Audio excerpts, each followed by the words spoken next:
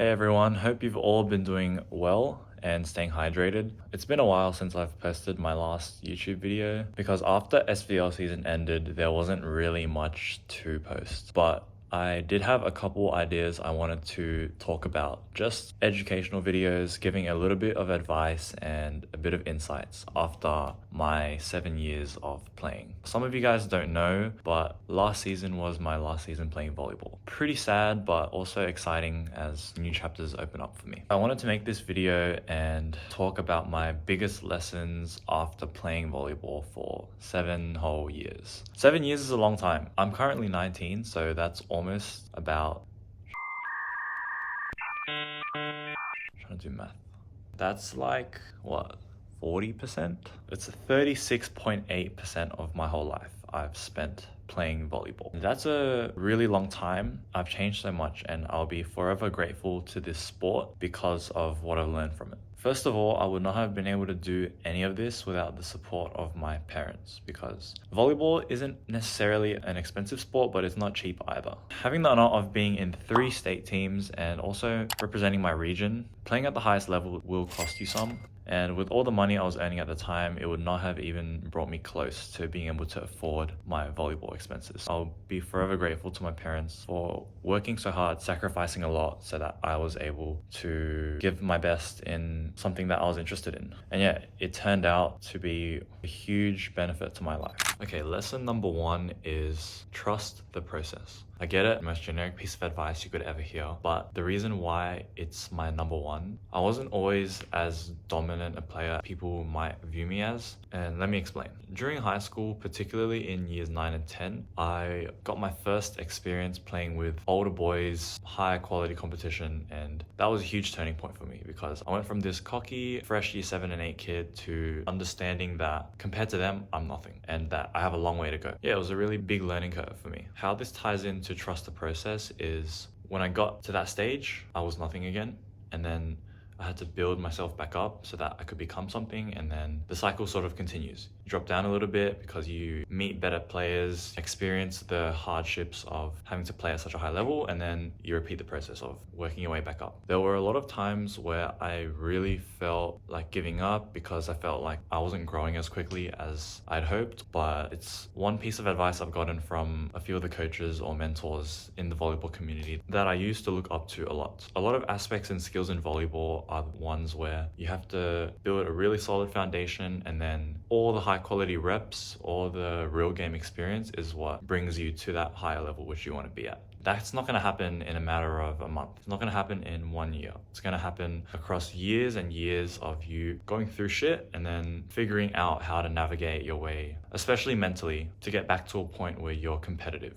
and you're feeling confident again. So trust the process. It's going to take longer than you think, and you're going to have to go through a lot of rough patches. Serve receive was one of those aspects of volleyball that I struggled with severely, especially in years 10 and 11. I was shanking balls left, right, center. Confidence was through the ground. Nothing seemed to be going well, but I stuck to it, never gave up, and I just tried to get myself through each rep, each set, each training, figure out how I can get better, asking questions, putting in the work off court as well. I remember doing a lot of finger push-ups because I had weak fingers at the time, and that really developed the strength I needed to regain confidence in passing and actually pass better. So if you've been struggling with a particular aspect of the game, maybe your serving's not going well, maybe your hitting's been a bit inconsistent, try to make sure that you're seeing the situation from an objective standpoint, trying to detach the emotion from it. Instead of feeling really discouraged, really scared of, let's say, passing or hitting, you're taking the student mindset and saying, I'm not where I want to be, but how can I guarantee that I get there? Through that process, you'll figure out that I can watch what the best players are doing and try to copy what they're doing. I can take more action myself, train a bit more, try to get a few more extra reps. And then with the self-talk, you need to make sure that you're being constructive, being positive, and you're reminding yourself that it's not a day process, it's not even a month process, right? It's going to take some time. You need to be able to thug it out and stick it through. Eventually, you're going to get to a good point where you're now the guy or girl that people are going to asking for advice on how to do this better, how to do that better. Second lesson is definitely the mental side of volleyball. And when I say the mental side, I'm not just talking about confidence. I'm talking about your self-talk, how you can lead your team, the way you navigate through extremely difficult and dire situations. Mental has been one of the things that I'll give myself credit for in having an edge over a lot of my competition back when I was playing. It was also one of those things that came over time. I wasn't always as mentally stable as I was in my last season. It took a lot of tough moments, tears, hardship, and sacrifice to be able to work on having a stronger mental. One of the avenues you can use to improve your mental is putting yourself through physical challenges. Working out consistently, runs. I went on runs a lot back in high school. Taking cold showers, being disciplined with how you're eating and how you're sleeping. Physical factors that in the long run will build up and strengthen how mentally tough you can be. One of my fondest volleyball memories is from back in 2022 when my school, Sydney Boys, we beat Ryde Secondary College in a 5-set match. It was a reverse sweep. They won the first 2 sets, and after that second set, I still remember in my head so much doubt. Dude, so much. I had zero expectations of us being able to win. The interesting thing though is that I didn't give up. What ended up happening was in that 3rd set, we were down match point. I think it was 25-26. We were down at that point. We somehow managed to edge them out, win that set. I think it was 30-28. From that point, build a lot of momentum, make a comeback, win the game. Truly one of the most epic moments that I had during high school volleyball, because I didn't have much experience playing in long 5-set games where one team went on runs and then the other team took the lead. I think I scored 30 points in that game, which is huge. A lot of the credit I'd give to our captain, Paul. He didn't have a good game, I think, but his mental really swung the momentum towards our team. His energy, his hype, his ability to be the loudest on court, be relentless in that sense, that really taught me winners have a strong mental game. In my opinion, I don't think you necessarily have to believe and then achieve, because I had a lot of doubt. What I believe you must have is the heart and mind to never give up. Always keep pushing forward, because there's gonna come a lot of times in life where you face a lot of doubt, but that can't stop you from continuing to push forward, continuing to see what if.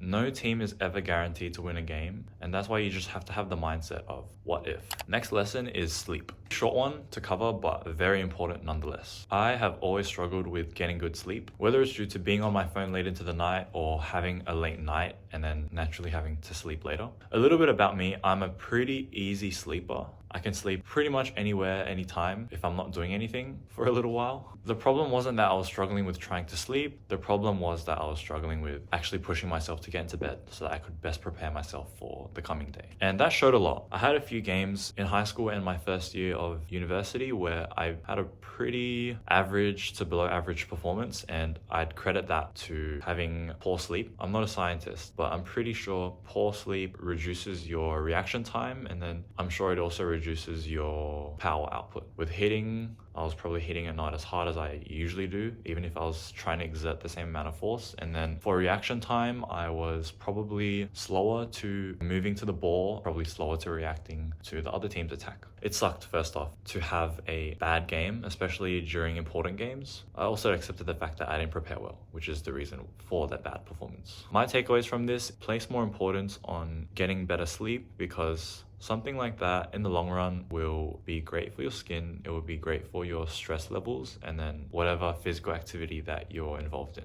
Make sure you guys really do your best. Remember how you felt today or whatever day you were tired, and imagine if yesterday's you thought of you enough to be able to get to bed earlier, stop scrolling on his or her phone. Your life would be so much better, and you'd probably be really thankful and grateful to your previous self. With that in mind, try to help the you tomorrow be grateful for the you today. If you're able to be mindful about this, then I can guarantee that you'll experience better results across many aspects of your life. The 4th lesson I want to share with you guys is outwork everyone. If you ever saw me in training, you'd see a young man who was obsessed with improvement, trying his best to win, and he was enjoying his time through the process. The obsession could be seen through me getting to training super early, setting up the net before anyone else arrived, taking care of my body, doing my personal warm-up, and then warming up with the team as well. During sprints, always putting in 100% effort. After training, getting a few reps where I could outside of training. Seeing how I could fit in volleyball to my routine so that I could get an extra edge. If you want to be be as competitive as you can, these are the things you need to be considering. Where can you go the extra mile throughout your day so that you can outwork the competition? Let's say a lot of volleyball players will just do the bare minimum, go to their 1 or 2 trainings in a week, and then play their game. You don't need to worry about those people. Let's try to worry about the top athletes who you're up against. How much are they working in their trainings, and how much effort are they putting into each rep, and how will that transfer in game? Hopefully you can figure out that, okay, they are putting in a lot of effort and I need to make sure I can either match that or I can go above and beyond that so that I have primed myself, given myself the best chance at winning or outperforming them when game time comes. Another reason for wanting to outwork everyone is the impact that I leave. I hope that throughout my volleyball career, I've been able to impact positively and motivate those around me, regardless of whether they were my teammates or my opponents. I hope that I've been able to push them and motivate them to be a competitive force in this game. I view volleyball now as a way for my competitive spirit to be on full display. In a true competitive environment, everyone is giving their 110%. They're sacrificing a lot in order to try and win. And it's just something that some players lack. This is why I did my best to try to lead by example. I thought, why not just go the extra mile? Why not focus on doing it myself? And hopefully I make those around me better. I hope that I was able to show that to my teammates, to my opponents, and leave them better off than before we met. Okay, last lesson would be enjoy your time. Your volleyball journey will eventually come to an end at some point, whether it's when you pass away, find a job, get bored of it, and you want to find a new sport. Soak in every moment, the good and the bad ones. Take what you can from it. One day you'll have served your last serve, hit your last hit, passed your last pass. You might not even know it. Practicing gratitude in those moments and in reflection of those moments will help you to have gotten the most value you could out of the experience. I definitely will miss playing competitive volleyball a lot, but I'm very grateful for the memories that I made, the lessons that I learned, and the person I was able to become. I hope this video gave you some value or helped you in any way throughout your own volleyball journey. I really appreciate you watching if you made it to the end. Make sure you guys are staying hydrated.